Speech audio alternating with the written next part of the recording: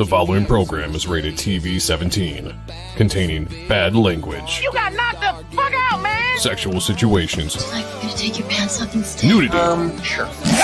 And graphic depictions of nut-crunching dick kicks. Oh, I just had to kick you in the diddly again. Parental discretion is advised.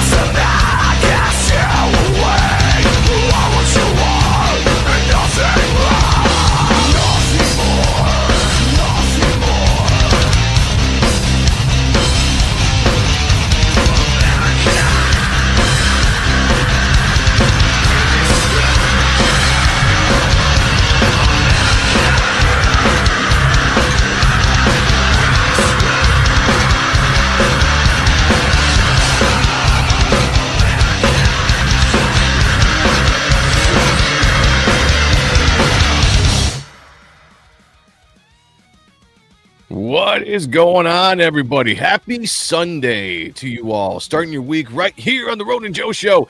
I'm your host, Ronin Joe. Welcome, everybody. Tonight, we're going to be talking about some sad news. The last Ronin, Teenage Mutant Ninja Turtles, has been canceled. Very disappointed in that. Also, AI, Doomsday leaks have been taking X and social media by storm. People are loving that, not liking it. I don't know. We're going to talk about that. We also have Paul Thayer here and Sean Ahrent. We're going to be talking about Lethal Leopard and a bunch of other stuff as well. Stick around right now on the Ronin Joe Show. Let's go.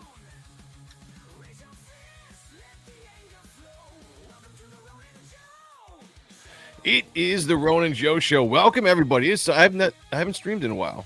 I'm going to say that. My streaming has become very erratic. And that's, it's holiday seasons. I'm getting busier. By the way, shout out to the Chicago Bears. The 8-3 Chicago Bears on top of the NFC North. That's right. My Chicago Bears, everybody. Who didn't think it could happen? I know there are doubters out there. I see you. I see all of you out there. We're going to be kicking the shit out of the Philadelphia Eagles on Black Friday here coming up. So shout out to Chris Graves. You know it's going down. Say hi to chat real quick before we get going. Let me pop you guys up here too as well. Let's see what we got going on here. Mark Penguin, the man who is almost always first in the chat, no matter what, is this guy right here, Mr. Mark Penguin. That, sir, makes you. You're number one. That's right. In my book, you are. You're also, So, Mr. Penguin, a penguin is a bird that cannot fly. I am a man. I have a name. And his name is Mark Penguin. Let's go. Good to see you, bro. Thank you for being here. We also have Ace in the house. Says, hail, peeps. Hail to you, man. Hope you're doing good. We have Adversity Art. I don't know if I know this name. Again, YouTube only shows me the ats now. I don't get your actual handles, which, by the way, you guys can go into your profiles, go into settings, and you can change the at into whatever you want it to be so I can actually tell who you guys are. But shout out to you, Hail. Thank you for being here. We also have Sheldon Martin's in the house. Good to see you, my friend. Hope all is Pegging well. isn't new for me, friendo, but it is for Disney. Yeah, it is. It says we should make our own Ronin movie. We'll call it The Last Ronin Joe. I like this. That, to me, is a $1 billion hit on your hands right there if you go ahead and do that. We should. I'm down to do that. I really am. Let's go. Adversity says, what's up, Joe and Sean? What's up to you, my friend? We also have Christopher Bouchard's in the house. Welcome, my friend. Sean was just telling me that he watched a Mark Silvestri interview, and he saw you in the chat. So shout out to you. If you like The Darkness, stick around, because we're going to definitely be covering the relaunch of The Darkness in its entirety. You want to learn about The Darkness, you can stick to this channel. We will get into it. It says, hello, Joe, Sean, and Paul. Oh, look at that. Jason's in the house. Says, I love you. I love you too, brother. Always. You know that. Good to see you. We also have Michael Pritchard in the house. Says, bear down, Chicago Bears. That's right. Bear down, Chicago Bears. Yeah, we'll just go with that. Good to see you guys. We're going to jump into it here pretty quick. I got the guys in the back. We're going to bring up some stories. We're going to talk about some things. Do me a favor, though, before we do. Tweet this out. Share it out. Do whatever you can. Let people know that we're live. Get some people in here to join in on the conversation. Hit the like button. Subscribe. Share this around as you do. Let people know, this is the place to be. Without further ado, though, we're going to bring in, first, my partner in crime. You guys have seen him on Ott and Stuff, Mr. Sean Ahrent. What's going on? Samurai Sean. Everything's going on, brother. New moves, new digs. We'll talk about that later on in time. Oh, yeah. But, I am the Phoenix Force revived. Oh, I like that. Yeah, we'll have to dive into that story another time. Absolutely. But Samurai Sean, Ronin Joe, about to go to war with bringing our good buddy here, Lethal Leopard himself, Mr. Paul Thayer. What's going on, man? Good to see you. What is going on? We are back. We are live. We are ready to take on the world. It's been a second since the three of us have been together. Yeah. If you guys haven't caught an episode of the Spawn review, it's been a while since Paul's been on. He's been a busy guy killing the Comic-Con scene out there, launching books left and right. We're definitely going to talk about that a little bit more later. But first... Do you see that thing? Do you see that over there? I see that. You see that? Oh, yeah. Lexi, let me blow you up here. Let me get full screen here. If my computer doesn't freeze on me. Wow. 41 characters, fellas. 41 Look at characters. that. 36 are mine. 5 guest characters like Isom, Reaper Destroyer, Nexus Choreograph, and Dark Cloud. This was at New York Comic Con. Was featured in Forbes again. I'm fucking killing it. We're killing it. Squad. That's badass, man. I love that. Nice. I love that. Hells yeah. Yeah, I was like, and I didn't ask how the layout was, so it was just however my artist decided to do the layout, and you got a pretty premium spot on here. I did, man. I was like right smack dab in the middle. Yeah, that is sick. That is absolutely sick. Absolutely. All right, let me change the music here. What do we do? Let's bring it down a little bit. Let's do this. All right. That's good music. That's good music. All right. Well, oh shit. I gotta get on my P's and Q's here. Guys, the leaderboard. We're getting close to the end of the year. I need to start streaming more because I need to give you guys a fighting chance to catch up to Rick Saylor, who is at the lead right now with 11 victories. But Christopher Bouchard, who's in the chat right now, is coming up fast with 8 victories. What is this? If you're new to the chat, I'm glad you asked. Let me explain it to you. The leaderboard is this. If you look in the YouTube chat, you will see numbers by certain people's names, crowns, all that kind of stuff. YouTube keeps track of the top contributors, the top 3 contributors throughout the show. What we like to do here on this channel is whoever has that number 1 spot at the end of the night, right before we end the show. So it doesn't matter if you're number 1 now, you have to be number 1 at the end of the show. You go on the leaderboard. Whoever has the most victories at the end of the year is going to get something badass from this channel. Specifically for me and Sean, I'm going to talk to some of the other co-hosts on this channel, see if they want to throw stuff in. They're not obligated to, but Sean and I are definitely doing something. And I'm going to say right now, what I'm putting in is an $800 value. You guys aren't getting money. You guys are getting things. And Sean's also putting in some stuff as well that you guys are going to see here probably in a little bit as well. But you don't want to miss this. This is going to be an awesome prize, and this is us giving back something to you guys for supporting the channel as you have for so many years. So shout out to you guys. You want to be in the number 1 spot. How do you do that? Talk as much as possible at people. Super chats absolutely do help. You don't have to do them because people have won before without sending super chats. But just do what you can do to keep that number 1 spot. Go ahead, Sean. All right, so I'm doing a bunch of head sketches. Right, one I'm giving away is a Darkness. Can you see this? Oh yeah, nice. We got Darkness head sketch. Whatever his last name is, I don't know. Yeah, Jackie Estacado. There it is, Estacado. I can't pronounce it. I got a Spawn coming up. Oh yeah. All together, I got Spawn, Darkness, Die Hard, Bad Rock. Nice. Daredevil, maybe one more. And I'm working on the Lady Death. If I could get her, but she's like almost full figure. If I could get titties out. Yeah. Oh, I'm working on those titties. So it'll be a couple $100 collectively in that. Just to add to it, just as thank you again to all you peoples that hang out.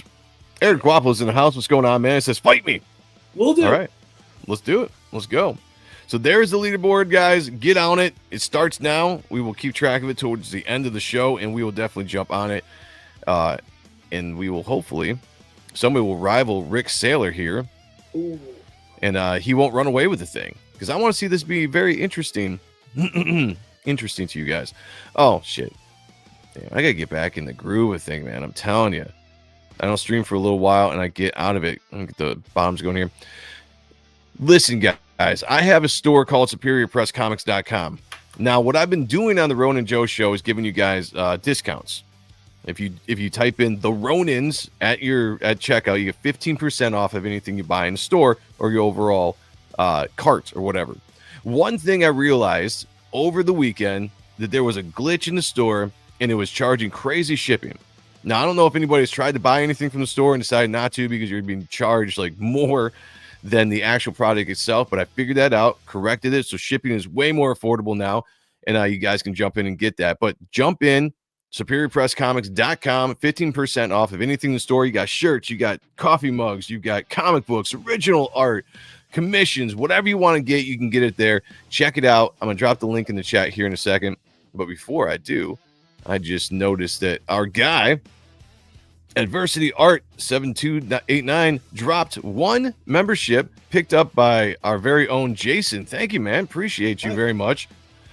Jason, if you want to check out the community section, there is another discount for members that's actually greater than the 15% discount I have on here. But shout out to Adversity for dropping that membership. We are going to have to do, let's do this. Dr. Fishy! No! You see that? Dr. Fishy! No! You see that? Well, I played that twice, Get to the chopper! which is what I meant to play. So shout out, man. Appreciate you very, very much. Thank you. I'm going to drop that link to the Superior Press store. Guys, I need to figure out what the actual settings on my channel are, because people's messages kind of come up here. If there are any mods in the channel, if there's a message that comes up and it's like show or hide, just automatically show people's messages. I don't want things censored in this chat.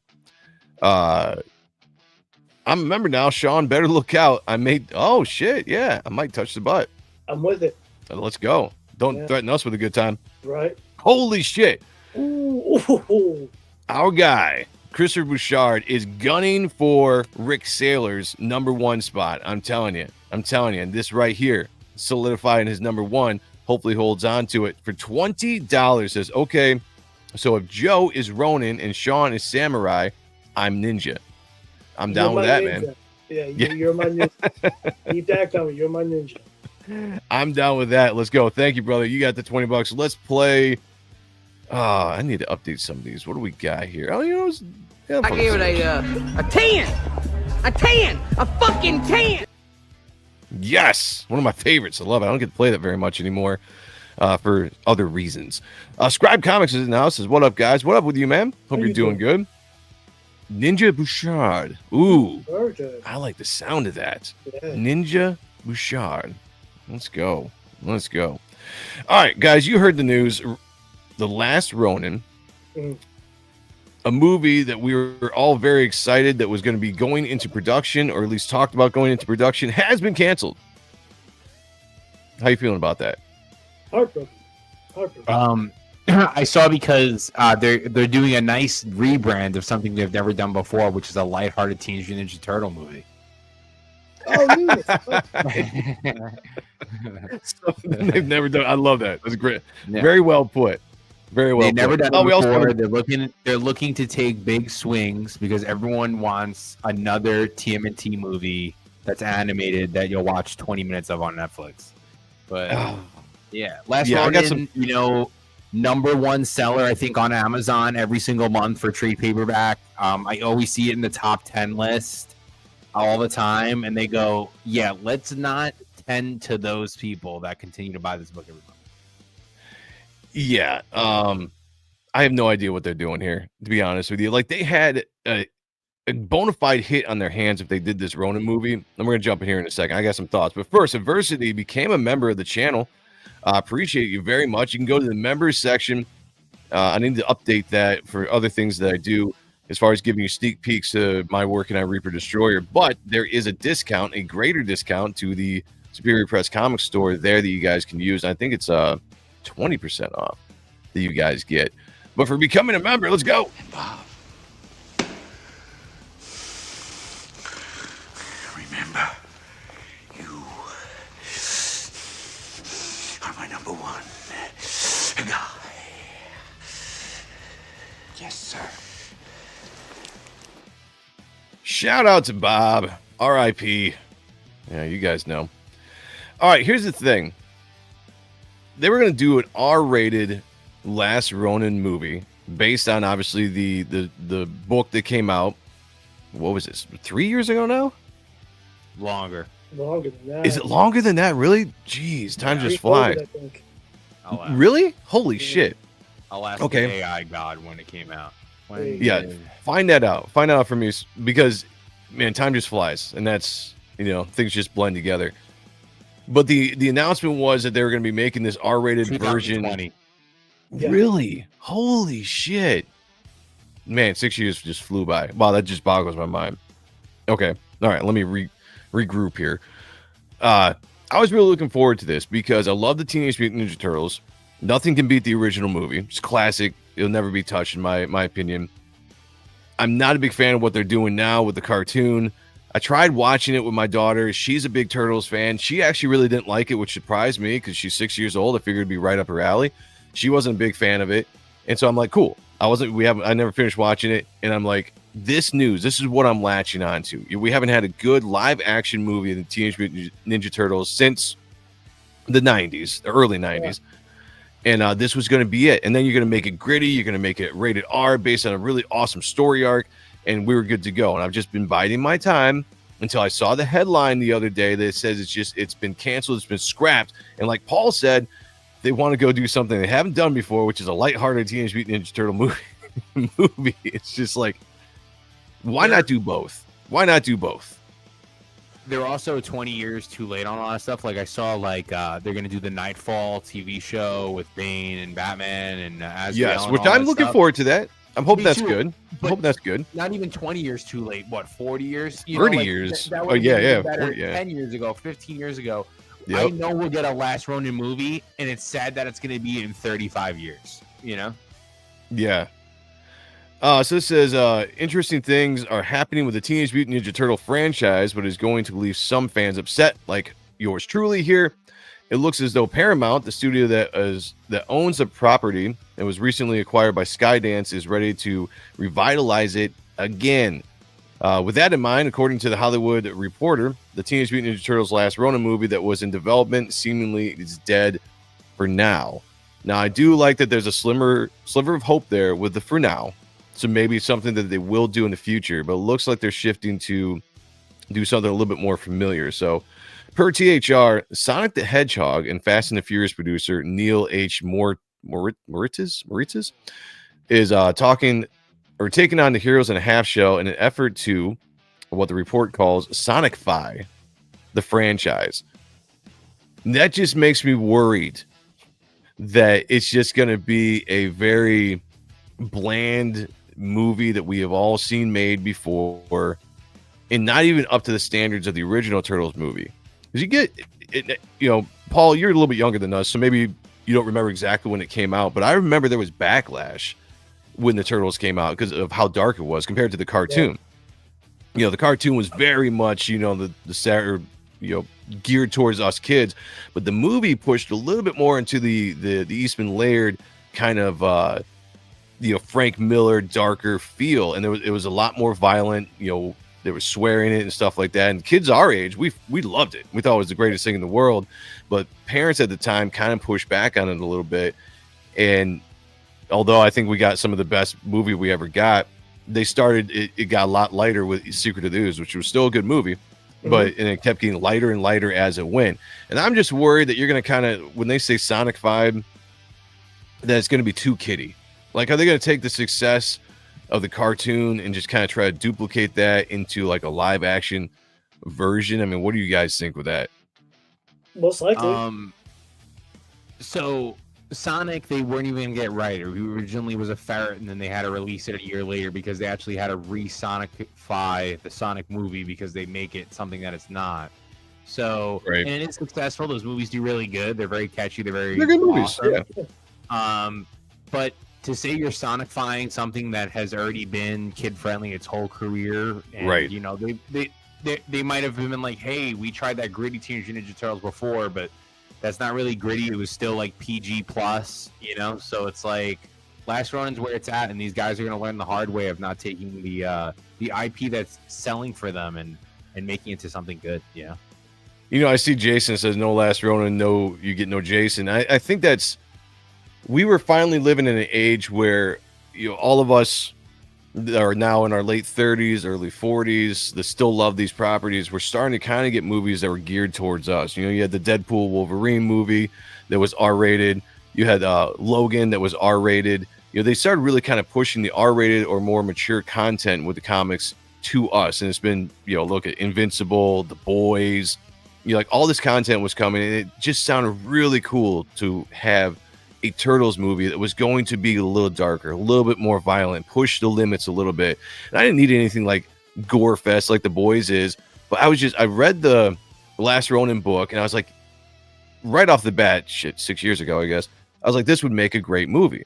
And when they made the announcement that they were going to do it, hell yeah. And I think they're dropping the ball here. I think they're missing out because R-rated movies right now are proven are going to bring in money, especially in this genre. And they want to kick it back to the younger audience, which I understand, but you already have that with the cartoon that they just put out. And Sonic's a great movie. I like it. I like all the Sonic movies they put out, but I don't want that tone with the next Turtle movie. I just don't. So this is highly disappointing to me that we're not getting the last Ronin movie for now. And it's gonna be another origin. The first 25 minutes is the turtle leaking. Like, you only can tell the same story so many different ways, so many different times. And the only way that they can do it is by just switching characters around into roles that they weren't in before. Like, just saying, hey, we made them, April O'Neil has a girlfriend. Like, whatever they'll do. Oh, man. Yeah. And that's the fear, too.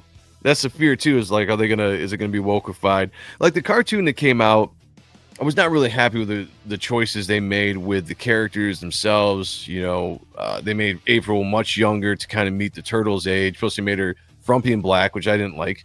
Like the attack on redheads is still very much alive. Shout out to redheads. You do have a soul. I'm here to be your advocate. You do have a soul.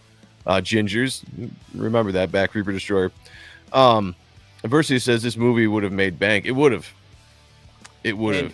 And it's not that like that's how they see it, as like, oh, it's revamped because we changed these things, versus like, hey, here's a new story where these people are this color and are this thing, but it's a brand new story that's not the characters we were using with the Turtles. They can't do that, and I don't know why they don't take a nice swing with it, because like that was probably the first hardcover I read. I think that was like really when I started getting back into comics again, that I like really enjoyed it. Yeah, no, it was great. Really enjoyed it. Mo Biggs is in the chat. Hey, Mo! Mo! What? I finished the drawer. What do you want me to do, kiss you? Well, go on, put it over there. Good to see you, man. Thank you for being here. Appreciate you very much. What this looks, it reminds me of something. They're like, let's do what they consider the safe thing.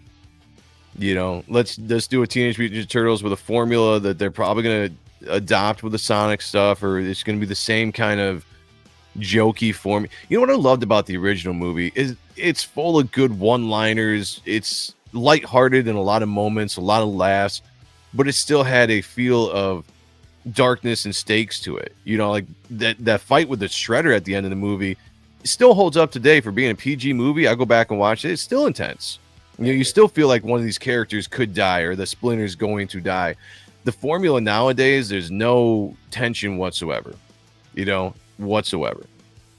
Christopher Bouchard, we're going to jump in real quick, says he just backed Lethal Leopard #1. Thank you, brother. Appreciate it. We're going to talk about that just a little bit later in the show, but we appreciate all the support here. And back with the Netflix thing too, it was like, yeah, that was already an origin story they just did. And the switch was, yeah, they switched some characters around, but Splinter was also like afraid of his own shadow. He was weak. Like, it was just like a different thing. Like, you're just taking the same character and changing their core and saying it's a new movie. It just makes no sense. Yeah. I'm over it. Kind of down about it. Let's see. What do they say here? Whatever happens, it's at least heartbreaking to know that something has happened. Wait, it's at least heartbreaking is my opinion to know that something is happening with the Ninja Turtles after the success of Mutant Mania. There hasn't been much movement in terms of what's coming next, which I'm actually surprised they haven't kicked out another Mutant Mania movie as well as that did do. I thought they would have raced right into production of getting another one out. Okay, yeah, sure, there's a Mutant Mania on the way to the big screen, but beyond, we know something in the work, though who knows exactly what. But Paramount wanted a successful movie franchise that's a hybrid of live action and animated storytelling.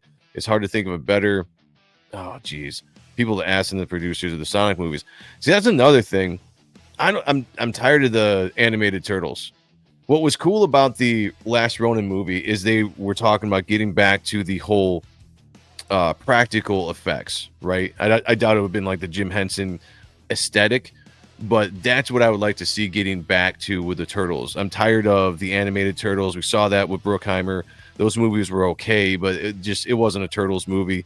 Turtles aren't supposed to be 6 feet tall, and I'm getting sick and tired of the CGI stuff.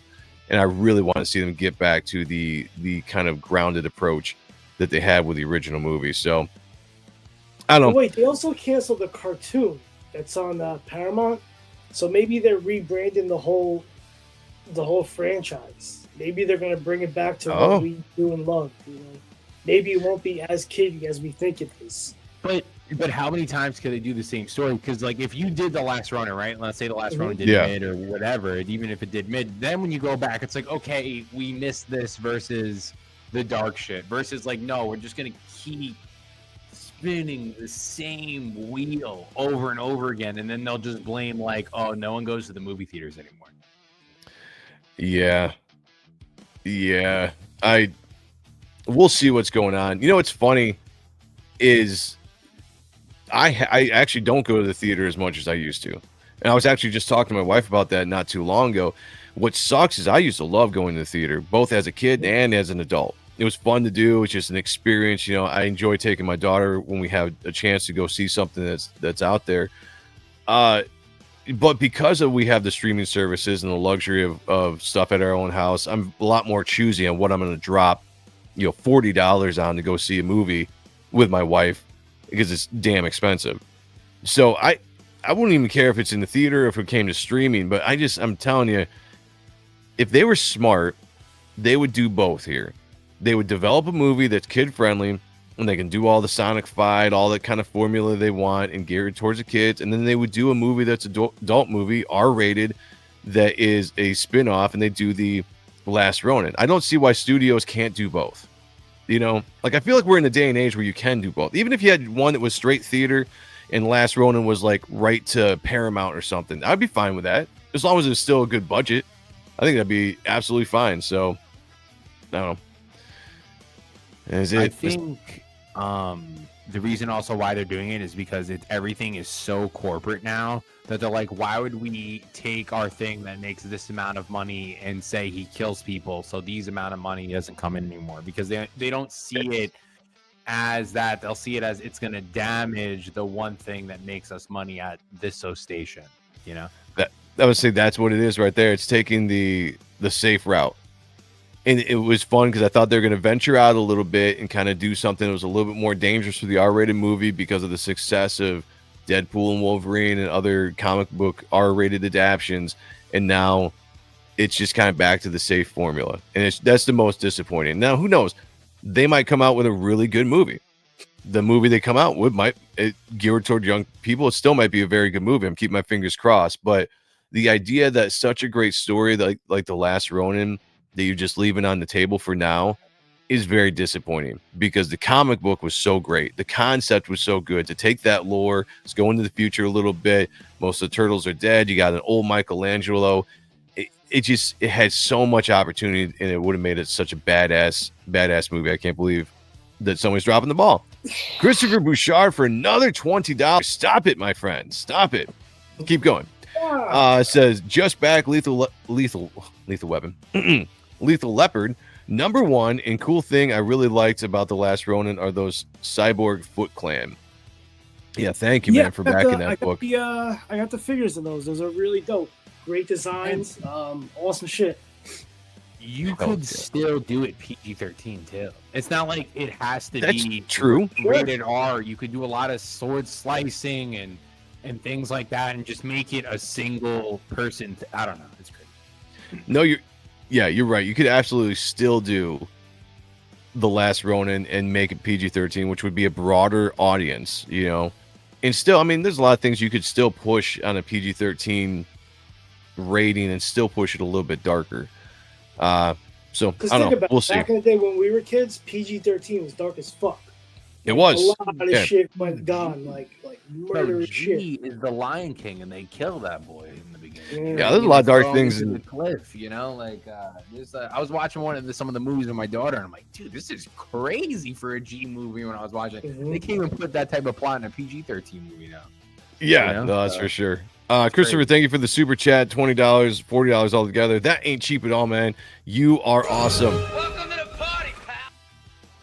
Yeah, let's go. I'm gonna run out of videos to play for you tonight. Can we make it NC-17? Get some nip slips in there. Love the nip slips. We just talked about that a little while ago. Only if it's April. You know what I'm saying? It's about time.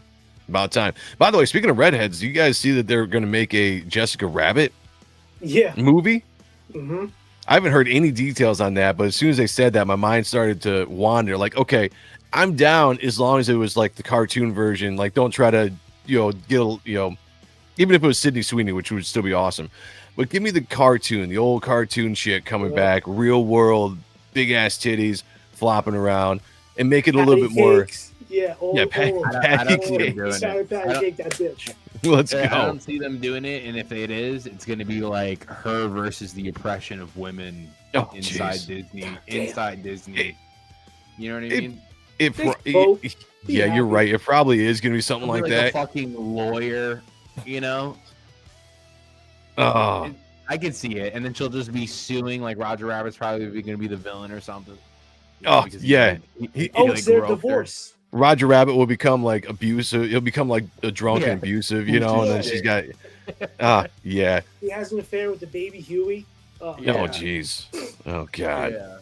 Oh, God. I don't see a lot of stuff everything. like it is crazy though. Like a lot of things are like, oh, is it like The Boys or is it like Invincible? But people don't understand the reason why The Boys and the Invincible work is because it was its own IP and it came out in the early 2000s. Like I said, 20 years later, now Invincible's the shit. 20 years later, The Boys is the shit. When TMNT is about to go public domain, we'll get that last Ronin movie. You know what I mean? So. Oh yeah. Yeah, I could see that. The whole thing about The Boys and Invincible and stuff like that is, it was coming out in a time where people wanted the more hardcore kind of stuff, And I get that. To me, that's kind of run its course a little bit to the point where that's like over exaggerated. Like I was talking to a buddy of mine that I work with, and he's really big into The Boys and Invincible. And I tell him like the only reason why I get burned out on those movies those shows is every show is exactly the same.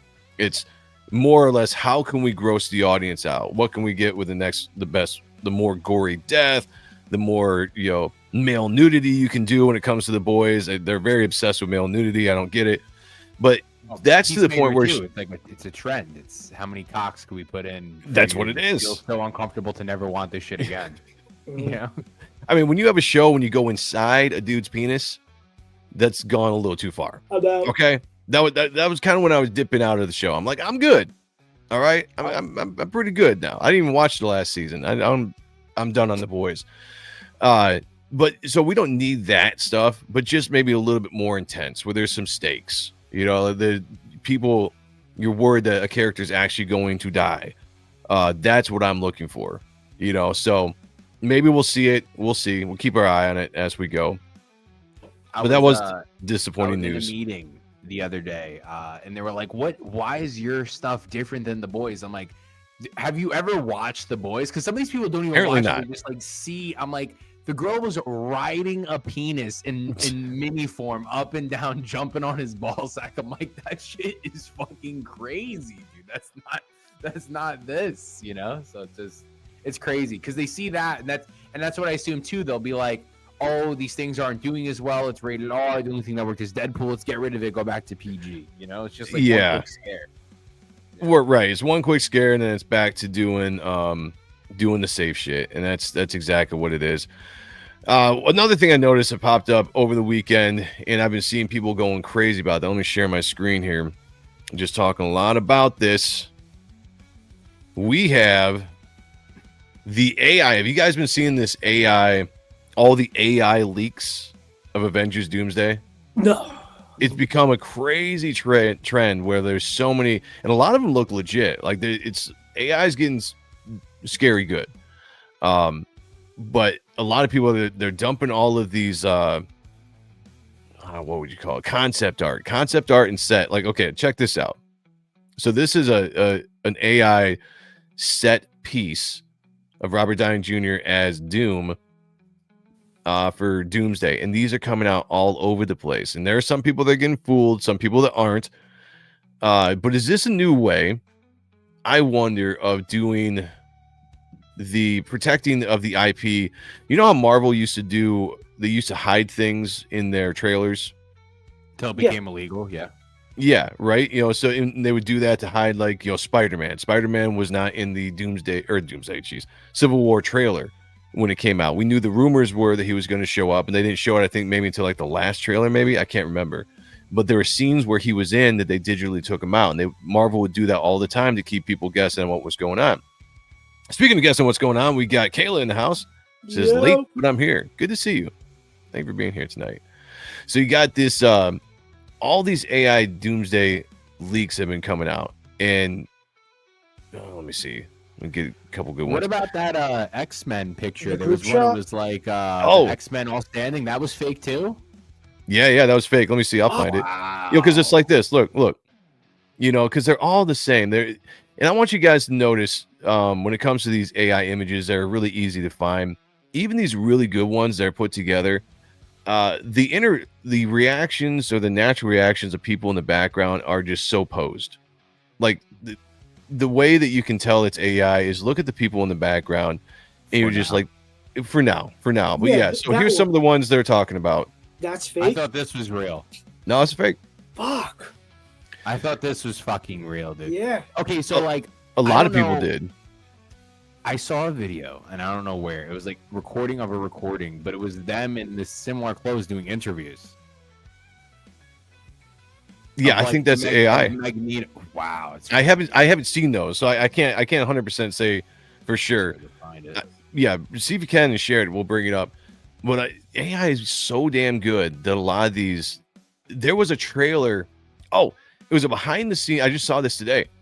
A behind the scenes video that somebody was posting on like the shorts or something, or maybe it was on Facebook of Titanic. And it was supposed to be like the filming of Titanic. And the only reason why I knew it was AI is because the chick that played Rose wasn't it wasn't the actor's face. It was a different. They didn't quite capture it. And I was like, holy shit, this is AI. Like, that's crazy. Wiley J. Draws is in the house. What's going on, man? Good to see you. I sent you it. If it X out and then go back in, I sent you a DM on Twitter. Okay, yeah. Let me pull this down. Let me check out what you sent. That looks pretty. I didn't click on the video. I see it's 29 seconds, bro. The AI is looking so freaking scary. But if this is AI, remember the bright side of this is everyone will eventually, guys, get to physical goods. Is the only thing that will really ever matter, and that's comic books, baby. So okay, let me bring this up. Let me kill the music here so we can hear this. But yeah, I'm pretty sure this is AI, and I'll tell you why here in a second. So cool. Even like it's just crazy that it's like this is a thing. If my computer ever loads. All right, let me. Okay. Whoa. All right, here we go. All right, sorry about that. I gotta get a new computer. It is what it is. Let me bring this up though. Let me open this up. All right, pause. Dude, this is crazy. Unmuted. All right, let me back this up. All right, here we go. I guess it doesn't have volume. Oh, it doesn't have any audio. Okay. Yeah, I didn't know. I didn't click on it. I just remember seeing it and I bookmarked it. But still, like, just look what's going on. Like, this is how good AI is becoming, because this isn't real. And the reason why I know it's real is you're not going to have the Russos having an interview like this with a behind the scenes when Marvel is so dead set on keeping this stuff under wraps that they're going to put this kind of stuff out there. And if it. Go ahead. You know that what they do is the if you watch on Disney Plus, they every single movie and every single show they do a thing which is behind the scenes of them recording the movie the whole time with them doing interviews with all the cast members. Yeah, but that's for after. Yeah, that is true. They make it daring. That is true, and people try to pose this stuff like it's leaks. There's something off about this stuff because. I've seen a lot of behind the scenes shots with movies, and I haven't seen it just doesn't look right. There's something that doesn't look like a natural movie set. Because I watch a lot of behind the scenes featurettes, and these just don't look right. You know, and there's something about it that looks but this is how good it's getting, right? Because it is fooling a lot of people, but this is AI. This is not real. This is absolute AI. I don't know though. I don't. Yeah, I see because they look so Look at the. stiff. I was gonna say, kinda. look at the emotion on Ian McCullen's face here. Yeah. If you've ever seen him in an interview, he's not so stone faced, you know, especially if you're talking about like, all right, look at his expression when he's talking here. His eyebrows don't move at all. There's no expression there. You know, like when someone talks, their eyebrows move, they have inflection and all that kind of stuff in their voice. Obviously, we can't hear anything, but this is he's just so it's too stiff. It's too stiff. And besides, this would be the kind of stuff that you wouldn't want getting out there. If this was real, Marvel would take it down in a second. But they can't. You can't take down anything on Twitter anymore. Are you sure? Like why? How would they be able to do it? They took down Bancroft. Well, that's true. They did take down Bancroft. Shout out to Michael Bancroft. That is a fact. Like, I can make a video right now and I can take a picture of you. I was just doing it before, and I asked Gronk to make Mickey Mouse. You took a picture of me? Okay. Just saying, I could take a picture of you or anything of you set back, and I can have mainstream characters still come on the screen like Mickey Mouse and hug the person. Oh yeah, and it's not going to get deleted off my phone, which I could just re-upload later. No. But if it was something real from a movie set that they didn't want getting out there, I guarantee you they could bring it down. I guarantee you they can bring it down. Still, even with X, YSA's in the house. What up, guys and gals? What up with you? Wow. We have $5 super chat from our guy Adversity here. Says, I need to get back, or let me try that again. I need to back your book, Joe, before I can't. I'm working on page 1 of my own short comic book. Sweet, man. I'd love for you guys I'd love for you guys to back it once I get it up. Yeah, absolutely, man. I'd like to see what you're working on. I also want to know exactly who you are as far as the chat goes. If you have a different handle, which doesn't show up on our screen anymore. So, but yeah, tag us, get a hold of us on X. I'd love to see what you're working on. By the way, speaking of my book, Reaper Destroyer, the Second Chance campaign is actually back up now. It's live again where you guys can back it. Something with a new IGG where it went into something called Late Pledge, which I guess is something kind of like In Demand was back when it was the old Indiegogo. And I don't know if I just misunderstood something, but apparently it's back up. It's back up to be back. So until I can figure out exactly what's going on, because I guess my book is still under review, which is a new thing. That's kind of more like what Kickstarter does. Once I actually get full, thumbs up from Indiegogo, I'm taking the campaign down. So it's up right now. If you guys still want to back, if you haven't backed yet, go to the Reaper Destroyer Second Chance campaign and go get your book. The 24-hour Virgin variant sketch cover is up as well. So go crazy, guys. I won't complain if people back the book. Trust me. Trust me. But it's not going to be up for too crazy long. Wiley J says anti-life, anti-human, anti-Christ. I like that. I like that. This AI stuff is getting unreal. Yeah, no, it absolutely is. 1000%. Grok picture Joe naked. Now that, as long as it's impressive.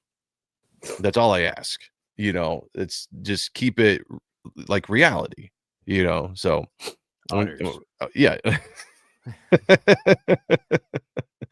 I hate AI. It's all over the Pinterest, movies. All of it is getting old.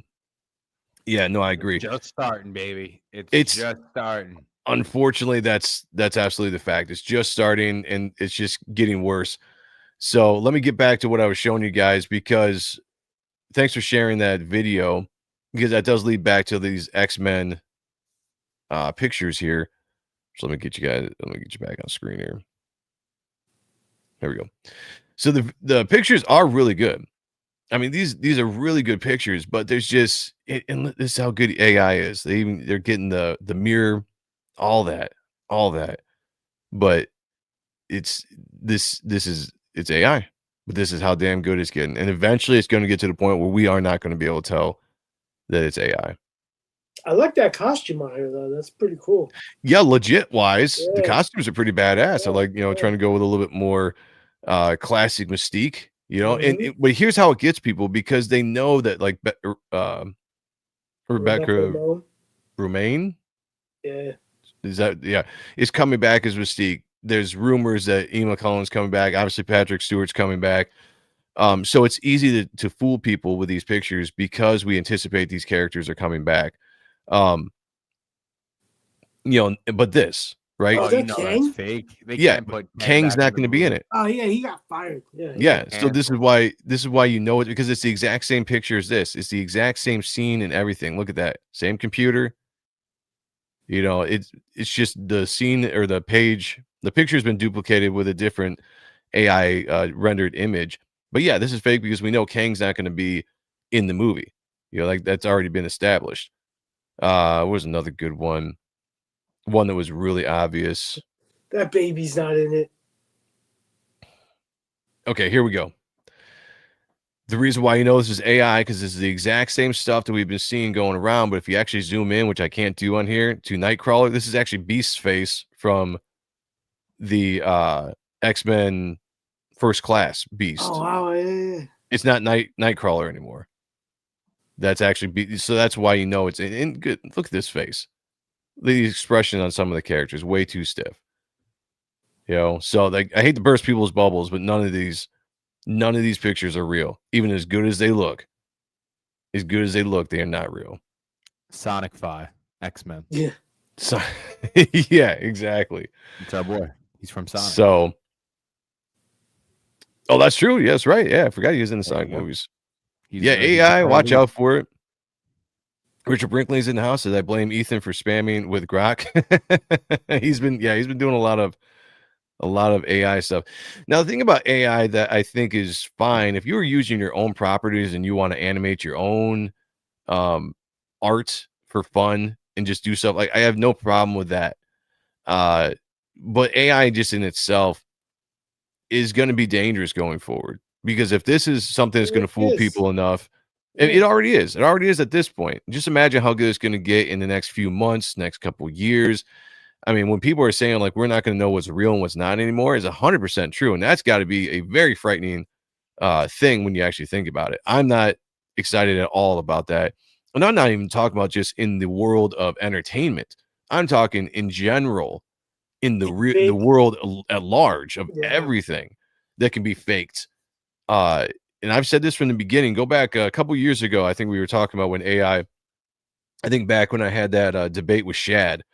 2 years ago, I was talking about the thing that worried me most about AI going forward is the fact that now you can take the likenesses of people and you can frame them, right? You can frame somebody for murder, and you're never going to know because boom, here's the evidence. Here's the evidence of this person doing this. You could start wars with this stuff. Like to me, it's crazy dangerous. Like I would absolutely love the government to regulate this shit before it gets out of hand.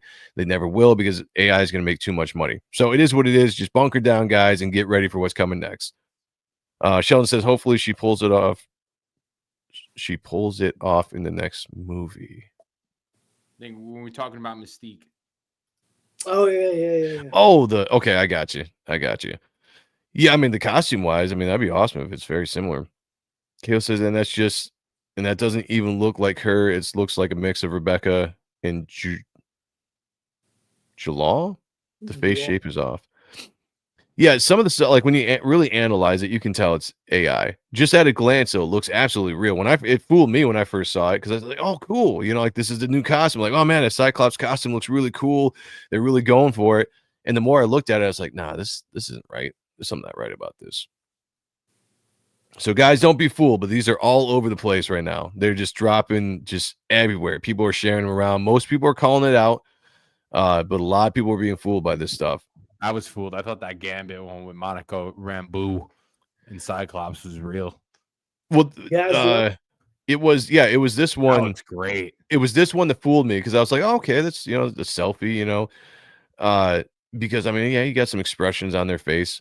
But the funny thing about this, if this was, let's just play on the if this was real, like all these pictures would have been done like on the same day, because he has the exact same war scars. And regardless of what you want to say about movies, they have inconsistencies when it comes to scars and wounds in movies. You can just see those things change in the scenes as you're watching a movie. There's no way, because a lot of those times those scenes are filmed over a course of days, weeks. They have to do reshoots, so I just, yeah. Oh wait, there's some breaking news. Go up a bit. Go up a bit. Go up a bit. Keep going. Go. There, Godzilla will return as Godzilla in Avengers Doomsday. Yeah, there you go, folks. Breaking news.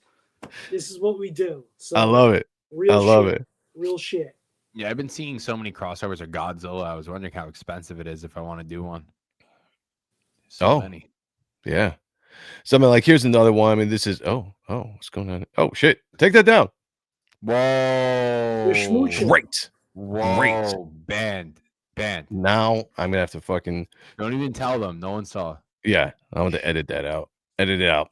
Well, I can't click on that, but that's very obviously AI. I mean, the way that people are staged here, just the way this is, it's just okay. I think I've given enough examples.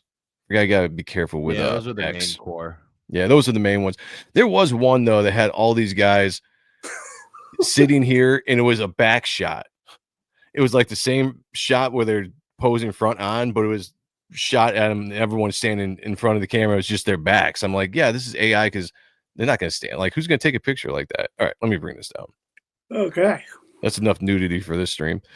I'm moving to a cabin in the woods. Shake my head. I know. Let's go. I think it'll the same way politics swing one way to the other way drastically. Soon as we really dive into this AI in the next 3 to 5 years, I think there's a possibility everything really gets really physical in person, and a lot of stuff really increase. I had a big meeting in New York Comic Con with a lot of top creators and some tech guys, and they were saying that everything's really just going to be in physical medium, like comic books, like trading cards, like things like that, because there's nothing else that will fucking matter on the internet, because we'll be able to watch a movie and, like, instead of Brad Pitt, I will put my face on it. I'm Brad Pitt for the whole fucking movie, and it'll be exactly my face on the fucking movie the whole time, so it's just, it'll be obsolete. Rachel thinks that you were typing there, Sean. Kind of did look like you were typing. Yeah. On my knees, baby. Sheldon says, wait, hang on, let's see what that cute couple was up to. Yeah, if I wanted to be banned. That was disappointing. I see, and I was disappointed in seeing this, that Matthew McConaughey and somebody else had signed contracts to allow their voice to be used AI by studios. But I was happy to see Morgan Freeman came out and said that he would never do that. So at least there's some pushback. But I was a little disappointed. I thought Matthew McConaughey would have been a little bit more protective of that. Because there's no escaping it. You might as well get paid for it. I mean, maybe that's what it is, but I mean, still, I mean, you could if go after somebody for using your likeness for a movie where you're making money. It's different if you're just making a video and you're putting it up on the X and nobody's making money off of it. But if you took somebody's likeness without their permission, or the sound of their voice without their permission, and put it into a movie where it's making money, then you can sue them. You can get paid for that kind of stuff. So I don't know. Go ahead. For now, though, you know what I mean? Like, in a sense of, like, I think the whole medium as a whole is going to be so different in 5 years. Yeah. It's just like the same way, how people used to be on farms and we used to have to pick the food ourselves. It's the next thing. I think there's no going away from it. I've seen some crazy shit from people that can pay for bigger things. And it's just like even like you can make like full on videos. Like, Mark Miller's last Kickstarter, his trailer was AI. That was AI. Mm-hmm. Yeah, I did see that. I wasn't too happy to see that, but but again, like I said, when it comes to your own properties, if you want to make an AI thing out of your own stuff, it's my art or something that I own, and you're going to use AI as a tool for a trailer or something like that, I can at least be like, all right, I can understand that to a point, because it's your own stuff. You're not creating something brand new.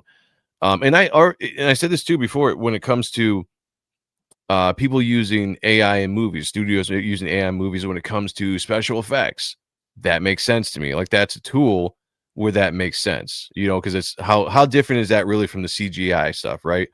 But it's when you're talking about taking actors and placing CGI or AI version of these actors into movies, their voices and stuff. I draw the line with that, because then I'm not watching anything that's real. I might as well just be watching a cartoon, and I'd rather just watch animation for that.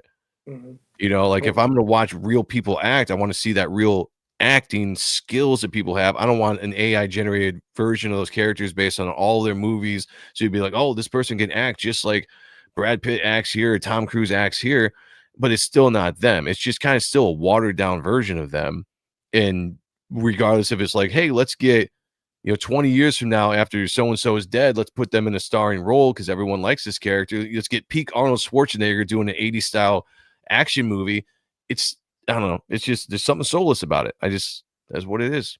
But where will it bring you, right? So in 5 years, when it's so much, where's it going to bring you? It's going to bring you to the Comic-Con. It's going to bring you to the concert. It's going to bring you to a Broadway show. It's going to bring you to that physical thing. And I feel like all those things for people like us that have our own IP, that it's going to bring in so much money because it has to go the other way. And even the other way of the other thing, dude, I'm not going to lie. I wish there was 20, 50 people that had 10,000, 30,000, 50,000 followers and loved making AI stuff the way they're making the Hulk and everything on Instagram all day and getting hundreds of thousands of views, So it's just like, no, I get it. And it's probably going to be something just like most technologies that's going to just become the norm after a while. And like, all the, but is for now, I'm very cemented in my position. Like, I know a guy right now. I don't know if I ever talked about it before, but I will. He built up a following. He got over 300,000 followers on Instagram doing AI characters that he quote unquote made. Guy got a video game deal. He showed me how much he made. It's the video. You know what I mean? Like him getting 500 grand or him getting 300 grand. That's not. And then me and you were, going for 5, 10, 20. Money changes things. Money definitely changes things. But again, like if it's something that's based on what you created, I don't have as big of a problem as that. Yeah. It's a fine line. It's a great discussion because it's a fine line because you can pros and cons. Like I said, there are pros to the AI stuff. Like if I wanted to sit here and make a motion comic or Reaper Destroyer, I could do that with AI and I would be justified to do it because it's my art. I'm not ripping anybody else off, and so maybe that would be something that's a pro. But a con is the fact that it's just, I don't know, it's stifle creativity. I mean, there's so many things I can see it just killing real natural art, imagination, because you're just going to, again, allow something else to create these amazing things. And it's going to stifle the human imagination, the artistic aspect of everything that I love about arts, about creating. The reason why I love movies and music and comic book art is because the human passion is making those things. The human soul is putting your passion for the world to see, and that's something that we all can experience together. And when it's just kind of regulated to a machine doing that or a program doing that, to me, it's a loss. It's a loss of. But that's whatever. What's going to get people to go to a show live, to go watch Joe draw his raw lines and inks in a show. You know what I mean? Like, I feel like that's the next step of that, because it's the only way to know exactly how close it is right now. Like, you're not even going to be able to watch the news in 6 months because it just doesn't matter. Well, you know what I mean? For sure. We got K.O. Joe in the house. Says, greetings from Raleigh, North Carolina. Good to see you, my friend. Rachel Brinkley says Joe's voice could earn him millions in gaming voiceover roles. Let's go. I'll do it. I would love to do voiceovers. Absolutely. I'd love to get into voiceover. That'd be fun.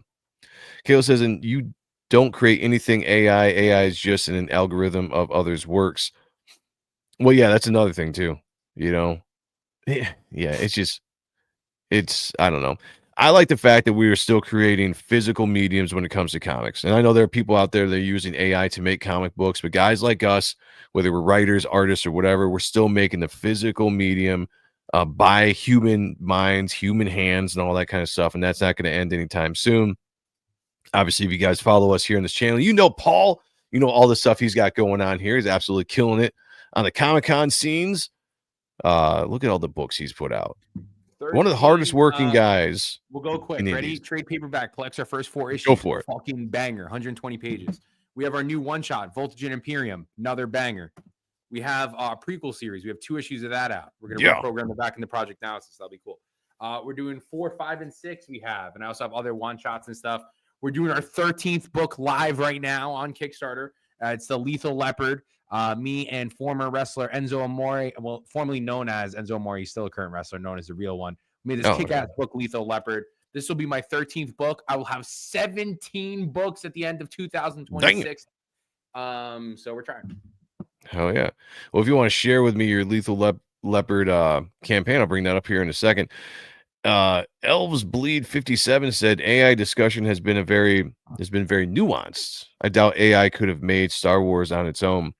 Well, yeah, because AI can't make anything on its own. Like Kayla said, it's all algorithm. It's all taking from what has already been created by human beings, imagination, and it's just bastardizing it and putting a pretty putting lipstick on it and then giving it to the public. That's what AI is. And we can sit there and be like, oh, it's so pretty, you know, and jerk off to it and whatever, but it doesn't make it the real thing. You know what I'm saying? Get where I'm coming with that? I know what you're saying, bro. I know what you're saying. I just think either way, it goes into the favor of the creator in a sense of, like, even right now, videos have never been easier to create, like, editing wise. Like, I've been making these crazy videos on YouTube Shorts and TikTok and stuff because of the editing tools are so easy and accessible now versus something that I used to pay hundreds of fucking dollars for. You know, like, I'm finally streaming now. I started streaming and I'm going to be able to make all these crazy videos just because I have a thing called CapCut that's $10 a month. You know what I mean? Like, it's like I feel like stuff like that is like next level. Like, it's just crazy. Real quick before we jump into this, Kayla says, what the fuck is up with these ads? Ads. I'm not sure. You seen ads on here? Buy on low, YouTube? sell high. Buy what you read what you buy. Yeah, I don't know what that is. We're live. All right, AI is really just computer intelligence with human inputs. I mean, there is human elements to it. You know, like when you generate something, you gotta tell it what to generate, and you can do all the details, and then people can also tweak that within editing programs and stuff. And I get that, but I would much rather just do it the old-fashioned way. All right, let's jump into this. Lethal Leopard #1, Paul Thayer's new book. Take it away. Let's go. All right, so I made a kick-ass cool video. We'll watch it first. We filmed this at New York Comic Con. All right.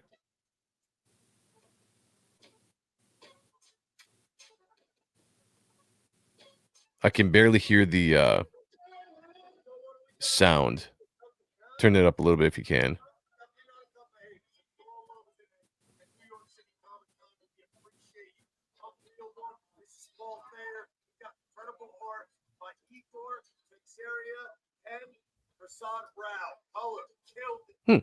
Lethal Leopards on Kickstarter now. We need your support. Come support me at Fourth Rope. I'm the Fourth Rope Flyweight Champion. Paul's a certified champion, fortified stud. Paul, you look like you're about to kick somebody's ass there for a second. Thank you.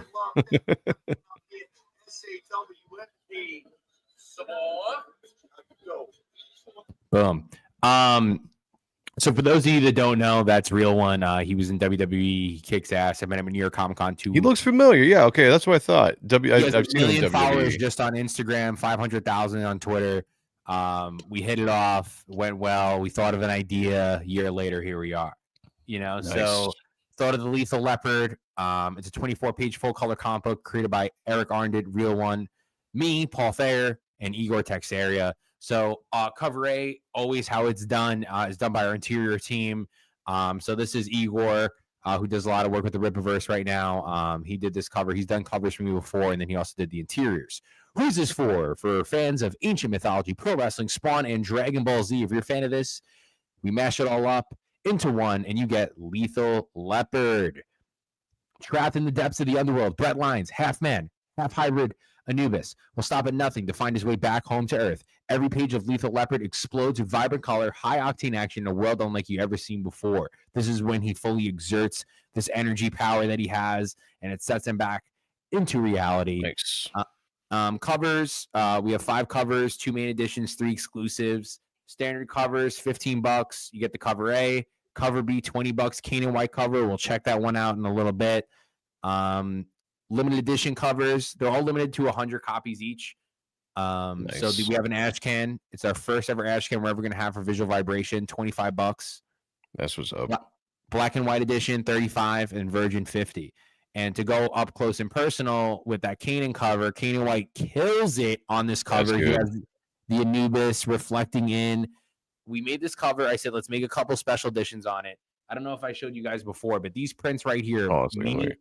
in There we go. let me, am I up? Yep. Me and Real One had these prints. We were selling for $30 at New York Comic Con each. We both signed them. I have a bunch of them. We Nice. sold over 100 of these at New York Comic Con. That's what's up. So these exclusives that I have on here, they will sell, if not after this, when we do, you know? So it's like and I'm keeping 10 for myself, of course, of each one, but need them. So yeah, the exclusives, the ash can will be a smaller print. They'll just be black and white. I've never done an ash can before, but I like the way you know, the Ghost Machine people were doing the ash cans. I liked how Rob Liefeld had a specialty Bad Rock ash can recently. I think that's cool. So have that like high-end flavor with an ash can. That's why it's $25. Black and white. Kanan inks are insane. He's a sick artist. Yeah, he's always been really good. I texted him. I was like, "Hey, let's do something." Got this to me in a week. Like, you know, wow, you can't beat that. And it's crazy. I literally just said, make him fight demons. He thought of this idea that he should be in the reflection like that. Now that's canon. And sick, you know, super high detail. The interior pages. So this character is already trapped in the underworld, and he's basically fighting off other Anubises to absorb their powers to try to escape the underworld to get back to Earth. And as you can see, he beats the hell out of this Anubis, absorbs the power, and then he's able to get wings. And that's when he gets the wings, flies away, and has more action. As he's using all of his energy, it's starting to flare up, and then bam! Prasad colored this. I didn't tell him to make negative colors. He did it. I kept it. Sick. That looks good. That looks good. Then he goes back to that normal form. Super cool. Rewards, really simple. $10 digital. Send right to your email, no problem. $15 cover A. $20 cover B. $25 ash can. $35 1 in 100 black and white. $50 virgin. All 4 covers is steel. You get it for $40. Visual Vibration Publisher Package. You have 9 books in 1 trade. This is a steal. We only have a limited amount of these. $125. You get the Ultra Lethal Leopard combo for $130.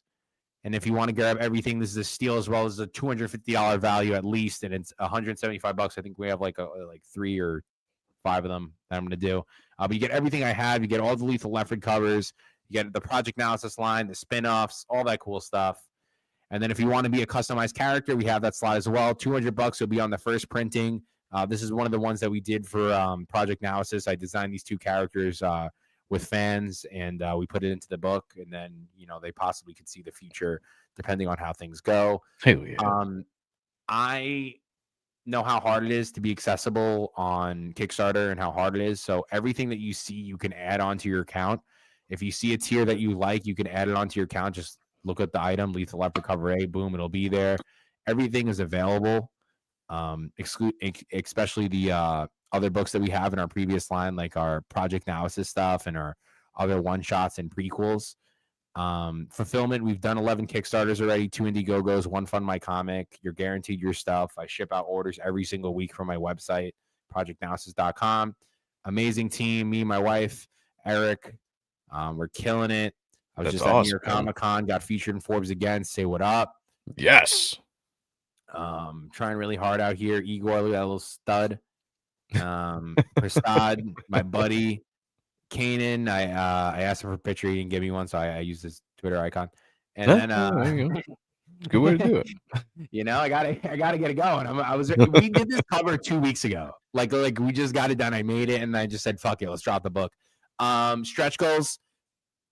Okay, 3K is the goal. 6K makes us profitable. At 6K, if we get there, I'm definitely going to start issue 2. If not, we'll see how things go. I signed Real One for 6 books. We can do nice. 6 books. So we would do a bookmark. We get the 6K, 10K mini print, 20K. I'll do an exclusive cover that's only $10 each with Crimson Pain and him on it. Nice. So it'll be like a specialty. Badass character. Hit 5K. We'll add additional pages, and then 10K, I send out the finished script for like everyone to check out. But you know, this is super high quality. The lines and inks are completely done. Igor sent in the last pages like a couple days ago. It looks crazy. It's written by your boy. You know, you don't want to miss it. You know. Get on it, everybody. Kayla was saying some really good things in the chat there about Paul. Paul is one thing I've gotten to know about Paul since we've known each other and he's been streaming with us and stuff is he is a very, very hard worker. Probably one of the hardest workers I've seen, and no shade to anybody else out there. But you definitely make it happen, man. I mean, you pitch your books very well, very professional. Hell, Sean and I, we're still trying to get pitches. Yeah. I stole your shit last week at the convention. I was like, hey, have you heard this? Yeah, right. Yeah. We'll just copy Paul from now on. The shit out of it. I sold the copy, buddy. So fuck me. It's good times. Good. Yeah. We need to be doing stuff like that. And, you know, I am on the come up. Like, you don't get guys like Reaper Destroyer, ISOM, and Nexus on your stuff unless you know what you're doing, right? So, and type 1. Don't be a bum. Type 1. I'm small fries compared to some of these guys. Adversity says, I love backing creator-owned books. Nothing better than supporting fellow artists. Hell yeah. Thank you. Appreciate you guys. Paul is a positive force. Paul, not a Thayer. You got the list when you do it, I guess. Paul, not a Nathayer. Not Nathan. Is that it? Yeah, I like that. I like that. But yeah, I'm swinging. So this is our newest book. We're doing Project Analysis 7 and 8 simultaneously. Project Analysis 7 is going to be done by my same art team that's been on since Project Analysis 2. Project Analysis 8 is being done by the guy who did our Crimson Pain one-shot, who did all of our back covers, Evan G. Yukrachev. He kills it. So that will be who's doing 8, and this is who's doing 7. And then I just signed these 2 kids that will post more about for their first time book ever that they're going to do. They're taking one of my characters from Project Analysis and making an issue 1. They have a pretty big following, and I just signed them to do that book. It's going to be 32 pages. Nice. So that's 4 books right there for 2026, and we're not even in 26 yet. I know. About to be there, though. Definitely about to be there. Be kicking that. A lot of things happen in 2026. By the way, a lot of things from Superior Press are happening in 2026 as well, which hopefully I'll be able to talk about here coming up pretty soon about some of the stuff we were doing in 2026. What I can tell you is that in January, I am going to actually do a crowdfunding campaign on Fund My Comic for the first time. I want to try that site out. What I'm going to do is I'm going to do a preview book for Reaper Destroyer issue 2. Now, I kind of got inspired by the Darkness San Diego Comic-Con preview book that came out that was really awesome. It was pencils and script. And so that's what this is going to be. This is going to be the penciled and script version, probably about the first 10 pages or so of Reaper Destroyer issue 2 with a brand new cover, exclusive cover. And we're going to launch that on Fund My Comic in January, hopefully getting you ready for the dropping of Reaper Destroyer issue 2 sometime coming after that in 2026. But I got more. I got another project in the works that I've got Kayla involved in that, another creator that I'm bringing on to do a book as well. There's a lot of things happening from Superior Press. I can't wait to talk about more as we go. In fact, I'm itching at the chomping at the bit, itching. What would it be? Chomping at the bit, itching at the trigger. At the trigger, pulling the trigger, itching trigger. Yeah, maybe that's what it is. Chomping at the bit though to jump into more discussion when it comes to that, because a lot of things trying to catch up to Paul here in the 2026. We're gonna get it going. Itching the bit. There you go. Itch the bit. I like it. I like that. I got a couple of books, Paul. They're awesome. This Kickstarter, no brainer for me. Can't wait to get volume 2. Hell yeah. And episode 7, Joe approved, and along with the 5 other creators, that print will be a double page splash as a funzie in the middle in the book. So I'm gonna write a nice little piece for my peeps, but it was cool, man. I was happy to do it, and Samuel took 29 hours to do that. He did a good job. Yeah, that double page, which is on the back there of Paul's wall, guest stars Reaper Destroyer that will be in there as well. So he said cool. if I ever make him do something like that again, he'll block me. I like it. I like it. It's a one and done kind of thing, you know. It's 41 characters. I wanted to do something cool. Oh our guy Adversity with a $10 spot. Also member of the channel. Now I gotta play something for him before we do. He says, always a great show. Best of luck to your new project, Joe. Thank you, man. Appreciate you. And for the $10 and for the first, are you the first member that I've seen in the chat? Well, if you're not, I'm still giving think this we to had a you. member. Yeah, I'm still giving this to you anyway.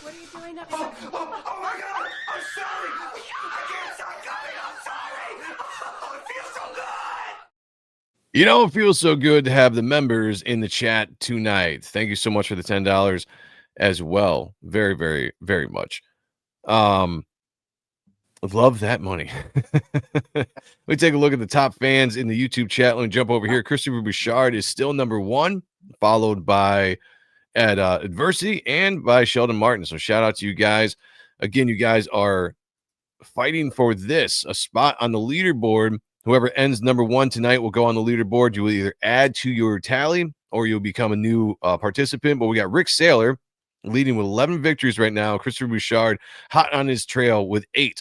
He is going for 9 tonight right now, trying to catch up to him. Why do you want this? Again, like I said, guys, there's going to be a gift, a very big gift given out to the winner at the end of the year with the most victories. And it's going to have over $800 value because of what I'm putting in, what Sean's putting in, and what we might get other people to put in as well. And this is just us to say thank you so much for supporting the channel, for our shows, and what we can give back to you guys as much as possible. And I'm going to throw this that in, way.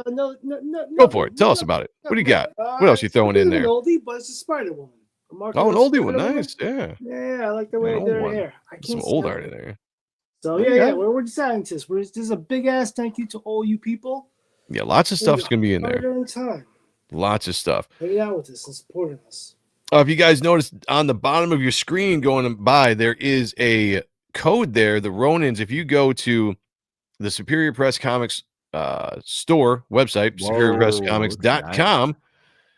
You guys can use the Ronin's code and get 15% off of anything in the store. What's cool about this site, you can get old books. This is a limited print run. You know, on the first campaign of Reaper Destroyer, we had the Dale Keown cover, my cover, Shelby Robertson's cover, the black and white, and those were all limited print runs. So we overprinted as much as we needed. And once those are done, those are done. So you can get they're a little bit more uptick here because they're collector's items now, but get them before they're out. You can back them here or you can buy them here. The old ash cans as well, including the silver, the gold ones that we put out before, the regular just 5-page ash can as well is on there. Original art, you can grab up anything that I got there from Reaper Destroyer. But what's really cool about this is some of the merch. Coffee mugs, yes. Although I do have to share this. Just added this yesterday for all of you beer drinkers out there. You have the koozie. Is that what this is called? The can cooler, whatever it is, the Reaper Destroyer. Very cool Dale Keown art on there. Grace your pop, your beer, your soda, as Sean would say from the East Coast, with a really awesome beer koozie there. So check that out. Well, I want to give a shout out to the t-shirt designer, which is myself. We added a few more shirts to the lineup here, so you can already get these shirts we had up here along with the Oliver Isabedra one, which is one of my favorites here, which is one of the art from issue 2. But I added on here the actual cover for issue 2 by Brett Booth and Isaac Bell as well. Back of the shirts have Reaper Destroyer on it. This was an old image that I had for a while. People used to love it, so I threw it on a shirt. We got the hoodie with the back image being the Dale Keown shirt as well. Back those today. What I fixed on this site, guys, was the shipping. So if anybody tried to buy something on this before, for some reason, the shipping was jacked up, and that was my fault for the settings. I figured out the settings of the shipping, and now the shipping is actually way more affordable, like it should be, instead of charging you an arm and a leg. So if you guys go to the store at checkout, enter in the Ronins to get 15% off of anything you buy in the store, and help support the channel, help support me as well with that, which should be actually, I think, only about 3 more minutes left on that discount. But anytime we have the Ronin Joe show, you can get that discount. If you're a member of the channel, I think you get like 20% off for everything you get just for being a member. You have to go to the community section to get that code as you enter in as well. Can't wait for Type 1. Yes, sir. I agree. Whoa, nice, Sean. What are we talking about here? We're all itching at the bit to be number 1. That's true. Nice. That's very true. I like that. Ace says support good indie peeps. Yep. We should, and there's a ton of us out there. Ace being one of them. Support him as well. Rachel said, have you guys thought of posting your works on a webcomic site like Webtoons or Global Comics? Paul? No, not yet. Everything's direct PDF. I feel like I will use the digital thing if I decide to go direct with the publisher.